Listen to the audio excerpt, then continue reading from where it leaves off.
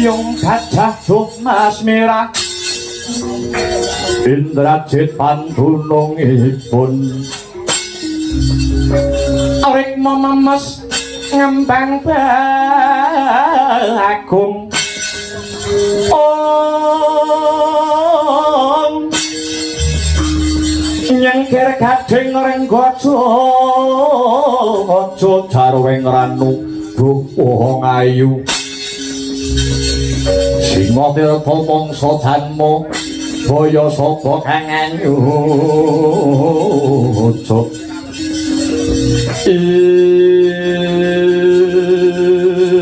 Panemben sakmenika panemben sampun kula papanaken wonten ing sanggar pamujan sumangga kula aturi ambabar Aji Sastra Jendra panemben Nini Dewi Sukeksi sayektine tumanjane Aji Sastra Jendra Mono kudu pratitis ora kena waton karep lan kepengin awit apa ilmu iki ilmu kang suci lan merit yen nganti kalah cipta sisip sembire luput katuranggane dudu dalan pangorwatan ingkang teka nanging malah bisa ambabar wisa ingkang anggegirisi ingkang tundhone bakal ngrusak marang jagat mula kang mangkono nini timbangan ingkang kongsi adil saringen ingkang kanthi lembut aja nganti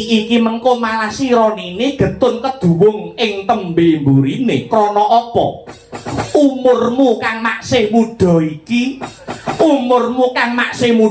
durung karuan yen kuat nampa boboting kawruh kasunyatan lamun datan linambaran sucining panembah lan meneping pancandriya panemban gandeng kula sampun mangertos bilih Sastra Jendra menika kedah katantukaken kanthi pratitis mila kula sampun samapta kanthi sesuci diri lan ngipataken hawa nafsu supados mboten kegubel dening pepenginan Nini Sukesi iya mara gage tatanen rasamu meningno pikirmu menepno panca indriyamu dina iki bakal tak wiwiti amedhar ilmu Sastra Jendra hayuning rat pangruwating diyu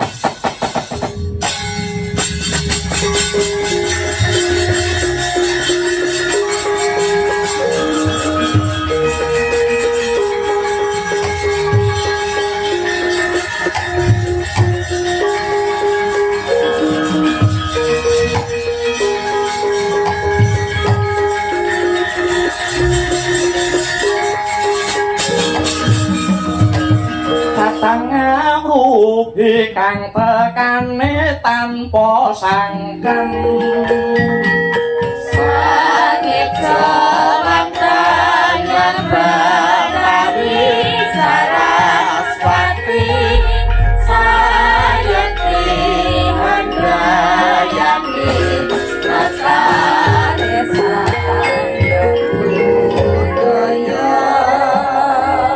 Om ilahing hastu nama sidam bisa mursid lamun saliring dumadi kababar Dagyadaya kersane kang hanitahake ora ana sawiji-wiji ingkang merucut saka kudrate Sastra Jendra pangorwating diyu obor pepadang swasana pepeteng lamun wis nyarirani padang mahanani pakarti rahayu sirna sarining handhak angkara murka wedharing Sastra Jendra hayuning rat upama samudra minarya mangsi akasa iki minangka drancang sayekti durung paja-paja yen to bisa rampung panulise satuhu dan kena ginaya ngapa agung luhur sarta jembaring teba sipating sabda suci kang awewarak kasunyatan jatining sangkan paraning dumadi muhung bisa tinampa titah kang wis piniji kang sarta kabiji ing jagat Purwa Madyawasana sang begawan wis Arawa wis medhar Sastra Jendra hayuning rat jroning alam suksma sang Dewi Meleng jatining Yuwana anampi wisi ing sang Wiku Debya amung sayekti Aji Sastra Jendra dudu basa wantah ingkang dumeling ing karna nanging wisik ing Bathara Luhung ingkang kedah tinampi sarana weninging cipta kang sarta lereming panca indriya. Ing mangke wiwaraning suksma sang Dewi dereng tinarbuka. Ing mangke wiwarane Dewi Sukeksi dereng tinarbuka dereng menek. Krana uripe Sukeksi masih kegubel kridaning hawa nafsu. Mila senadyan aji-aji wis tumanduk marang dene datan rumasuk, nadyan wis winarah nanging dereng pernah malah sumu ing swasana. Sumundhul ing antariksa dayane Aji Sastra Jendra kang sisih temak mahanani goro-goro. Jagat kalimput ing pedhut ing gegana kanyarsa swara gluduk lir pinusus. Gelap ngampar samudra kocak ginepur gunung. Sastra Jendra mahanani banjir lahar dupi tanggap tekaning siku dendha. Nalika samono gyoragapan sang Begawan Wisrawa Graita lamun tanduk salah cipta kemahan kandhek genira wewarah Aji Sastra Jendra mandhek sabdane sang Wiku Depya.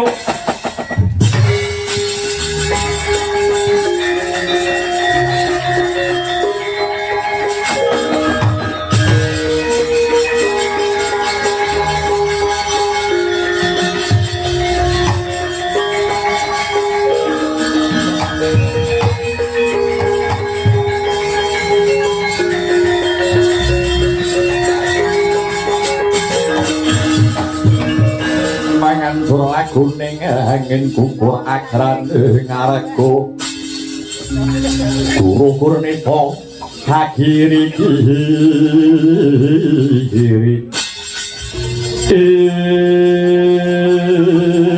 aduh panemben padang teterawangan raos sing manah kula dupi paduka kepareng ambuka dhateng korining kamulyan kula. Mboten langkung kula ngaturaken panuwun ingkang tanpa upami panemban. Iya ora liwati bawa sepadha-padha. Ripalungguhan iki gandeng wis gamblang anggonku Amedhar Sastra Jendra. Mara gage ripalungguhan iki tata-tata jeneng sira Nini Sukeksi tak anti tak boyong mring Lokapala. Kinarya jatuh kramane anakku ya kuwi si Danapati. Aduh panemban paduka sesembahan kula donya prating delahan nyuwun pangapunten menawi kula nedya kajatu krama kaliyan kang putra pun Danapati kula mboten purun panemban. Lho dasarmu apa Sukeksi? Tak aku mupu sayembara becik sing digelar dening Jambu Mangli apa dene Wedharing Sastra Jendra iki kabeh mau wis tak wujuti. Wis sak trepe lamun ripalungguhan iki jumbuh kelawan perjanjen jeneng sira tak kanthi mapan ana negara Lokapala kinarya jatuh kramane putraku Danapati. Nyuwun pangapunten kula sampun sumpah Sukeksi sampun sumpah kula sampun patemboyo boten ningali endhek dhuwuring derajat pangkat sugih miskining bondo donya senadyan saudun saurupan ingkang tegesipun sinten kemawon ingkang pawiyambaban Sastra Jendra Hayuningrat badhe kula suwitani panemban.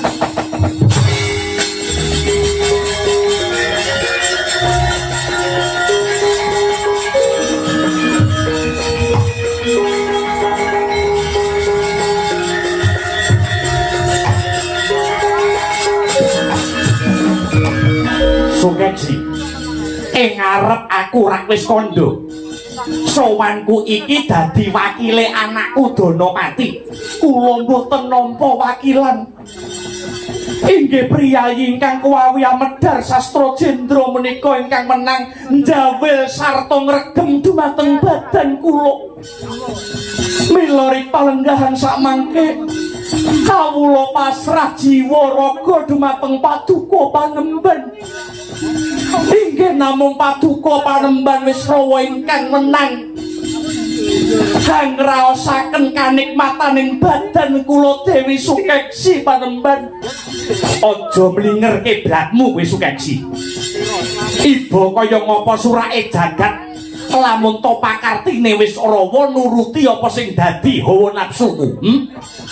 Aku mengko bakal matur sarta paring katerangan apa marang wong Lokapala mligine anakku Danapati.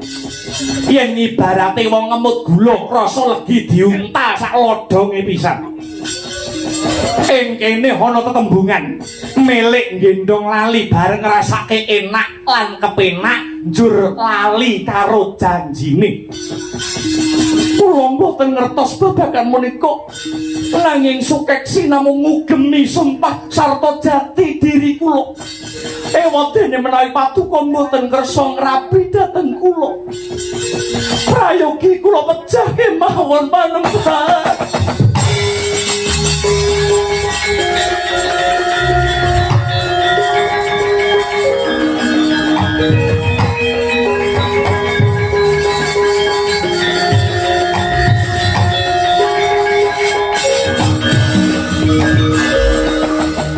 Ler sabada temeling hanguladi puspita medemendah kang warni puspita medemendah kang warni midering taman kala ulat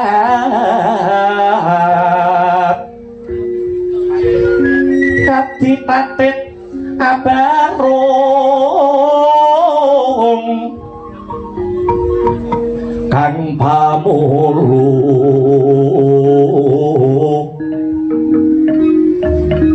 alus manis mawekung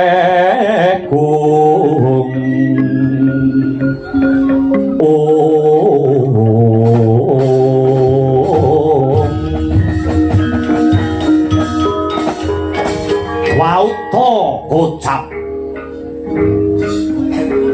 ewoh aya ing pambudi sang resi wis rawa dupi midhanget aturipun Dewi Sukeksi ingkang ririh ruruh angarih-arih mangkono tanggaping sasmita sang ayu sigra manembah manguswapada kalajengaken amijiki ampeyane sang resi ing wanci dalu iwang candra kaya mlingling bawana cahyane rembulan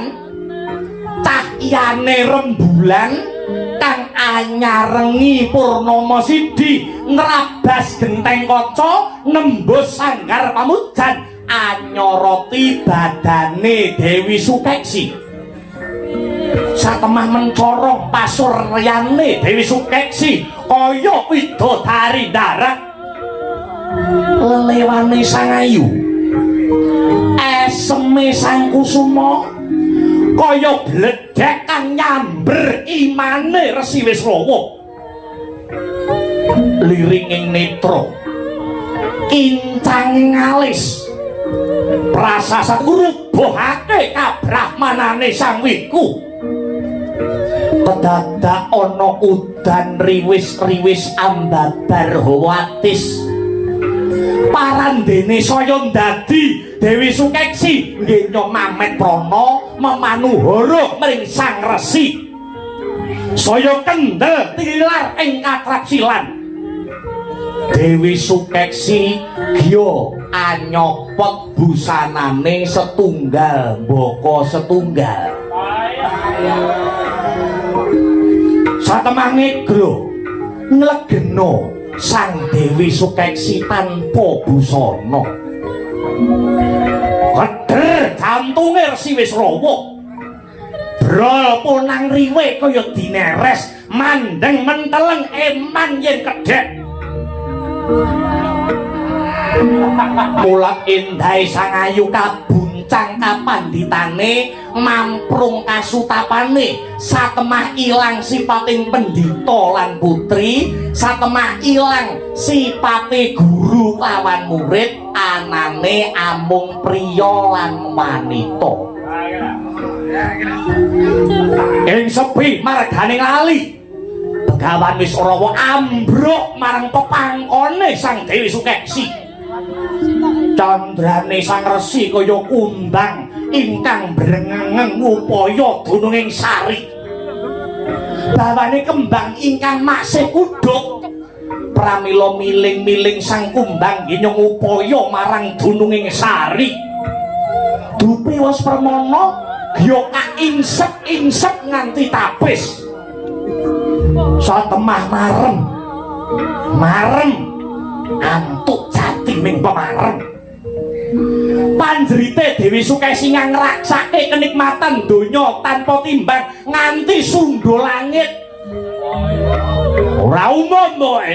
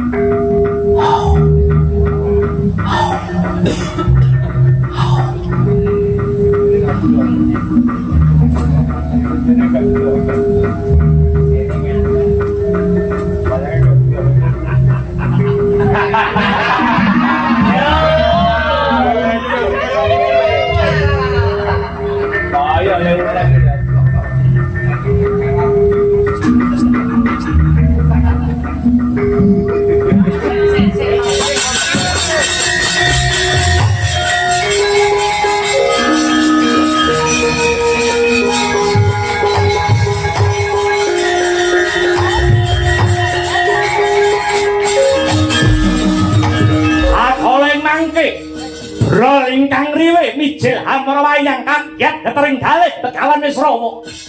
Dupi enget Dewi Sukeksi calon garwane kang putra Prabu Danawati. Ayayati notok ing alu pernajane datanka ngampah keder saliyane arsa dawah Bantara.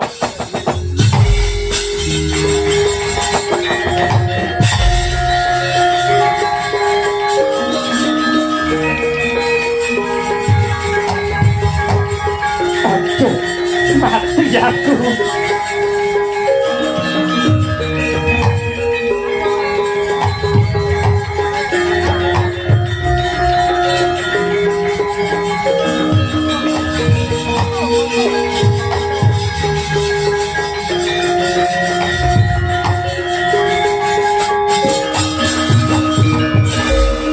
Kok ndadak nangis ki ngopo? Enek wong gerang gobloke. Wis anguk-anguk karas arep mlebu kuburan natik penyakit. Ayo, rasa rangkulan, madhep semare.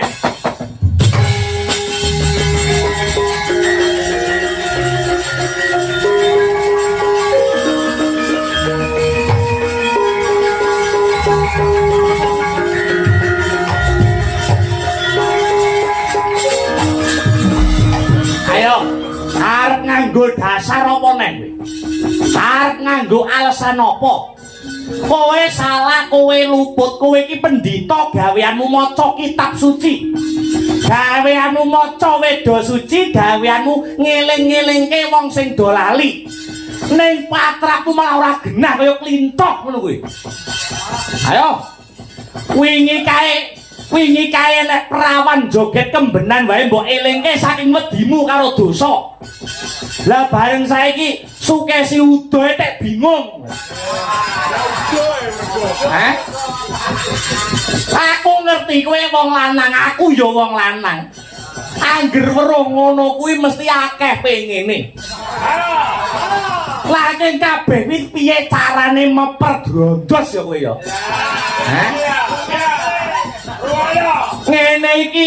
Ngene iki malih nek paribasan gula batu wedange jahe calon mantu malah mbok gaglak dhewe. Ayo muni ya kowe. Aku sing salah. Aku unek-unekno Kyai, kowe wis miwiti gawe perkara. Kowe wis gawe gelane anakmu lanang Danapati. Kowe uga gawe gelane bojomu Silokati. Uga kowe salah karo kapanditanmu. Ayo. Durung nek iki engko wiji sing mbok tandur. Wiji sing mbok tandur ana sukeksi. Iki kedadeane saka nafsu, Semar ora ndisiki kersa. Semar ora ndisiki kersa, nek besok wiji sing mbok tandur kuwi dadi memala piye?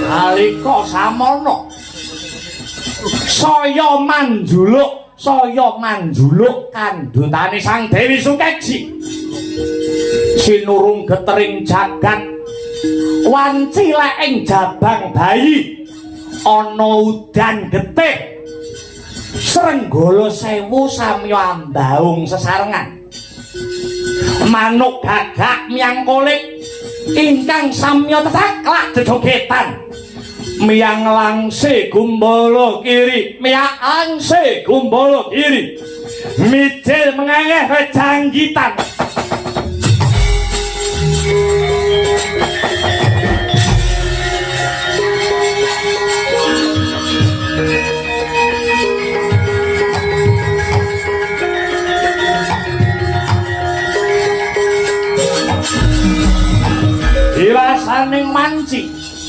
diwasaning manci gantining sasi miwah taun sinebat Sang Rahwana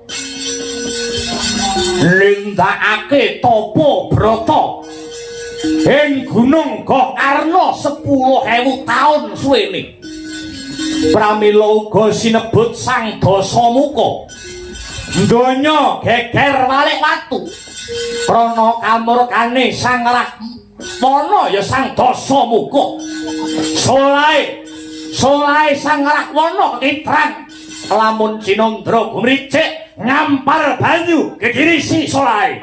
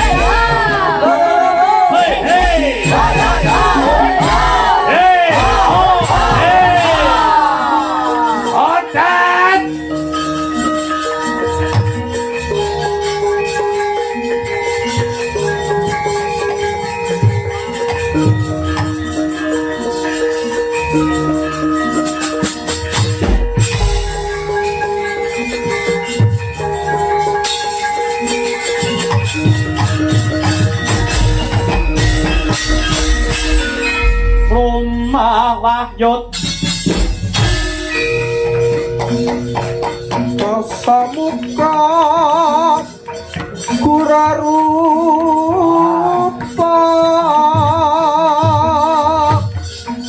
mangasas kati angin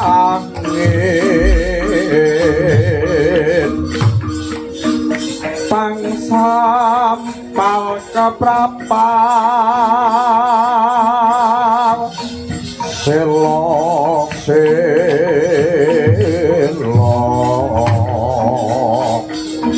kapal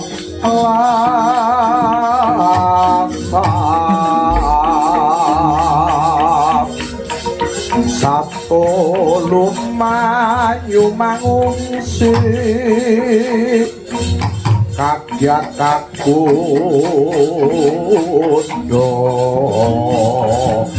kang Joko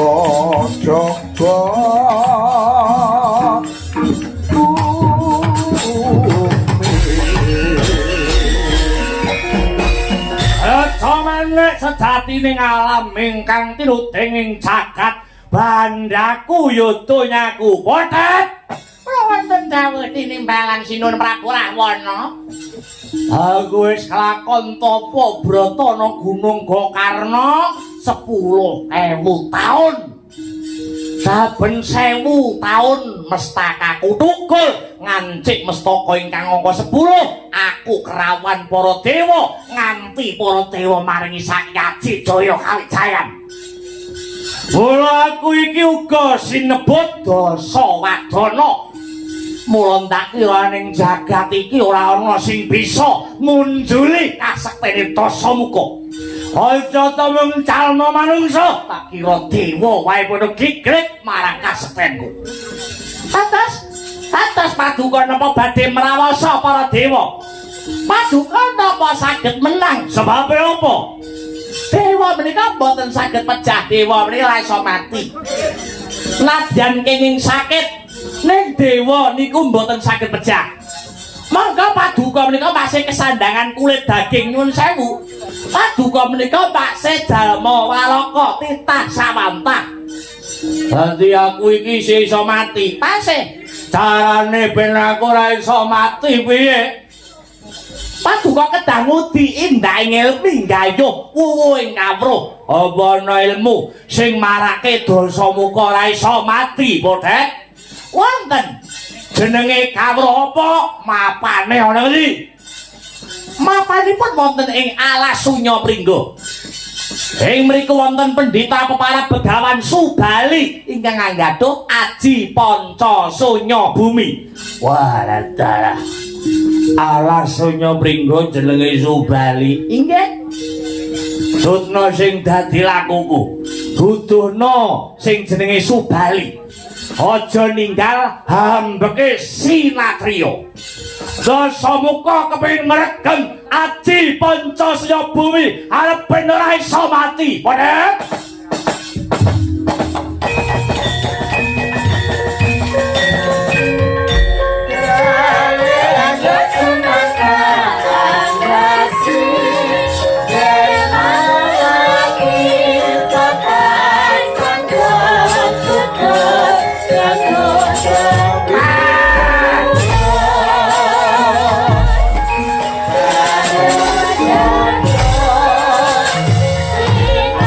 Aku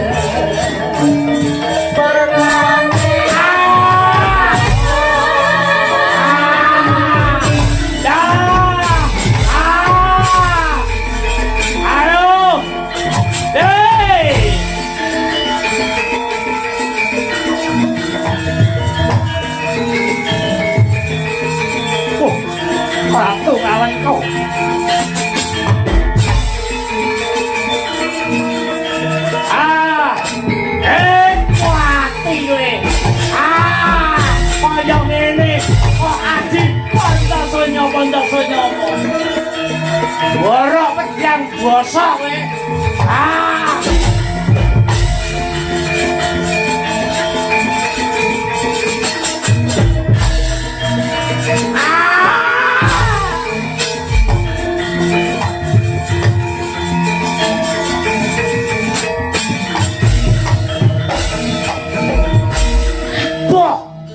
Munyuk sak kucing lingak-linguk tawake Dasamuka. Ora ngajar kotet. Kaya ngene duwe aji Pancasunya bladake kowe. Ayo tanyo biancian kowe.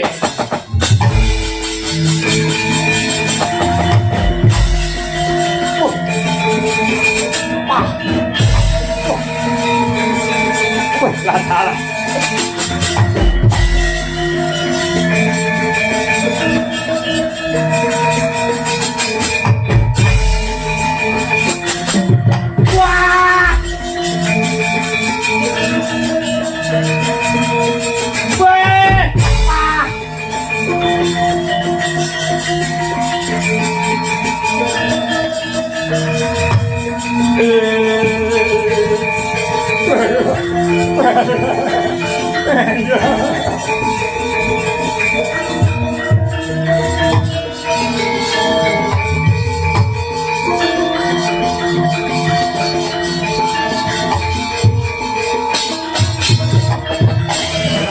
Aku ngrumangsani kalah, aku ngrumangsani luput. Nyatane aku Sora Prabawa mungsuh tanding Resi Subali. Taunana windanana Dasamuka ora bakal bali ana negaraku Ngalengkati Raja.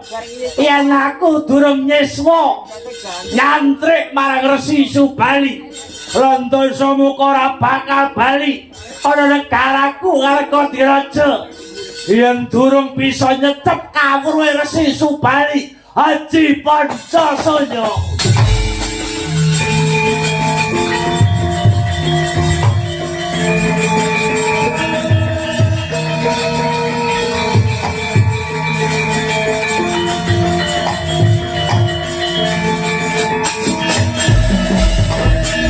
Dasamuka piye?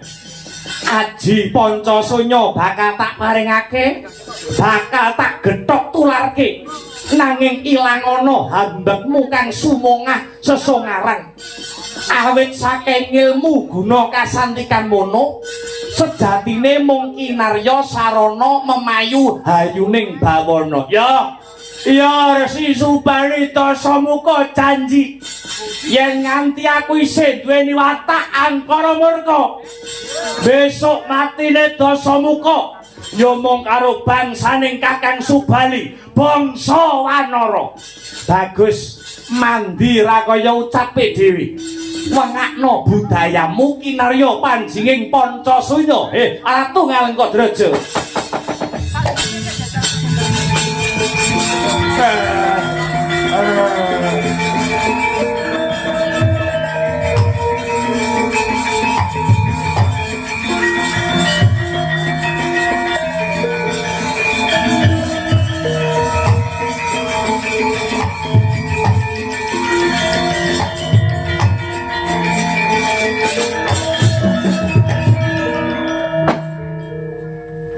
Sinamung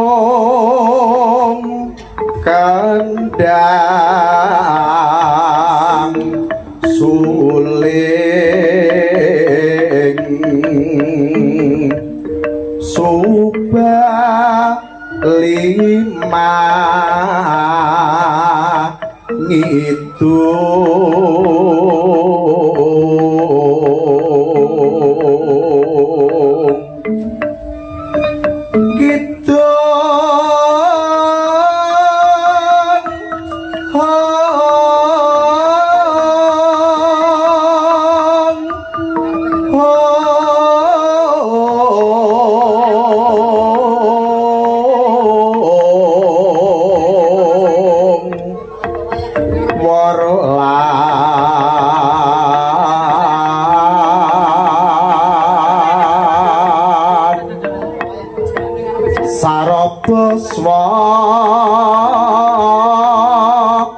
Raro